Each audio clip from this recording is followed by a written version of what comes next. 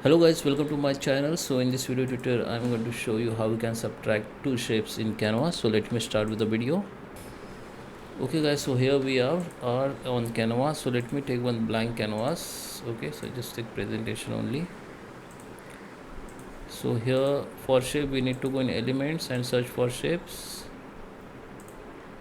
Here we have shapes. You can go to the see all. I just select the rectangle shapes and that circle one. Okay,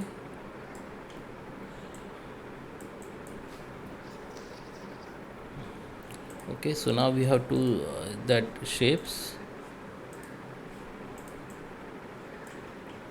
Okay, now select that circle shapes and change that color with white only.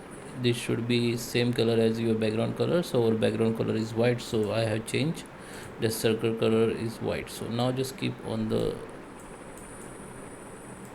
circle on this rectangle shape, so it's look like subtract or it's cut out. Okay, you can also check that position. If you don't see these visuals, you can go to the position, go to the layers and make sure this is your background. Okay, this is your background, this is your shape layer, and this is your circle layer. The circle layer should be at the top and this shape layer should be in middle, and that background layer should be on the bottom. Okay, now just come back. Okay, you can change your shape color what do you want. Now you can select that both elements and you can group it and you can resize it like this.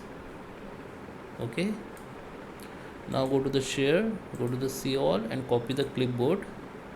So now you have copied this shape as an image. Now go to the add page. If you don't find this view, then you go to the pages. You can delete your original page and paste here. Okay, now go to the bg remover. Now you can see it is look like that circle subtract to the rectangle.